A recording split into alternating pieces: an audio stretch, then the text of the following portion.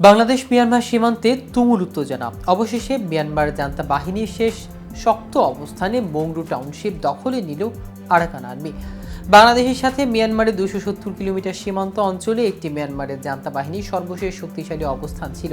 এই ঘটনার পর আরাকান আর্মি নাফ নদীতে তাদের জলসীমা অনির্দিষ্টকালের জন্য সব ধরনের নৌযান চলাচলের নিষেধাজ্ঞা জারি করেছে। কিন্তু বিষয়টি নিয়ে কি বলেছেন আরাকান আর্মি এবং মন্ডু টাউনশিপ দখলের পর আরাকানের সর্বশেষ অবস্থান কি, তাই নিয়ে বিস্তারিত থাকছে আজকের প্রতিবেদনের বাকি অংশে। কেটিভি নিউজ 24 চ্যানেল থেকে আপনাদের সাথে আছি আমি মাহমুদুর রহমান সিয়াম। আরাকান আর্মি ইরাবতীকে বলেছে, টানা কয়েক মাস ধরে লড়াই করে রবিবার তারা মংরু টাউনের বাইরে মিয়ানমারের বর্ডার গার্ড পুলিশের 5 নং ব্যাটালিয়নের ঘাঁটি দখল নিতে পেরেছে। সেখানে জান্তা বাহিনীর শেষ শক্ত ঘাঁটি ছিল এটি।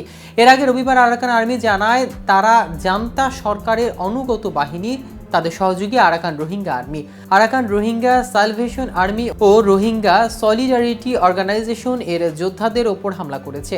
তারা ওই ঘাঁটি ছেড়ে পালিয়েছে। রাখাইন গোষ্ঠী পরিচালিত গণমাধ্যম জানিয়েছে, মংরু যুদ্ধ শেষ সোমবার আরাকান আর্মি জান্তা বাহিনীর একজন পদস্থ সামরিক কর্মকর্তা ব্রিগেডিয়ার জেনারেল থুরিন তুনকে আটক করেছে। থুরিন ছিলেন রাখাইনে মিয়ানমারের সেনাবাহিনীর 15 নং অপারেশনের কমান্ডারের অধিনায়ক। একই সঙ্গে জান্তার সেনা ও রোহিঙ্গা সশস্ত্র গোষ্ঠীর 80 জন যোদ্ধাকে আটক করেছে বিদ্রোহীরা। গত মে মাসে রাখাইনের দখল নিতে অভিযান শুরু করে মিয়ানমারের বিদ্রোহী গোষ্ঠী আরাকান আর্মি, অর্থাৎ প্রায় 6 মাস লেগেছে তাদের মংরু পতন ঘটাতে।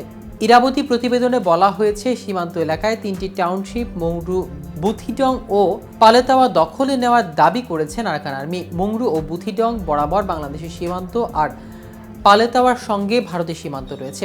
এদিকে বাংলাদেশের নৌযান ও জেলেদের নাফ নদীতে প্রবেশ না করার জন্য সতর্ক করা হয়েছে। টেকনাফ উপজেলা নির্বাহী কর্মকর্তা শেখ এহসান উদ্দিন বলেন, নাফ নদী সীমান্তে ঝুঁকিপূর্ণ পরিস্থিতির কারণে ফিশিং ট্রলার মালিকদের মাইকিং করে সতর্ক করা হয়েছে।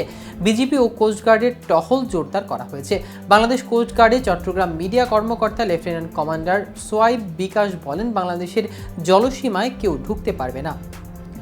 নাফ নদী থেকে সেন্ট মার্টিন পর্যন্ত টহল জোরদার করা হয়েছে। টেকনাফ 2 বিজেপি ভারপ্রাপ্ত অধিনায়ক মেজর সৈয়দ ইশতিয়াক মুর্শেদ বলেন, সীমান্তে যে কোনো অনুপ্রবেশ ঠেকাতে বিজিবি সতর্কতা অবস্থানে রয়েছে। বিজেপি সদস্যরা নাফ নদী ও স্থলে সর্বোচ্চ তৎপরতায় কাজ করছে।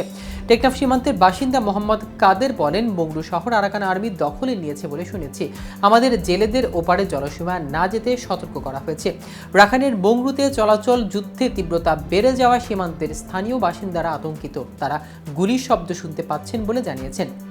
Arakan Rohingya society for peace and হিউম্যানিটির সভাপতি মোহাম্মদ জোবায়ের বলেন, আমরা শুনেছি আরাকান আর্মি মংরু দখল করেছে, তবে এ নিয়ে শঙ্কা রয়েছে, কারণ আরাকান আর্মি রোহিঙ্গাদের বিতাড়িত করতে পারে।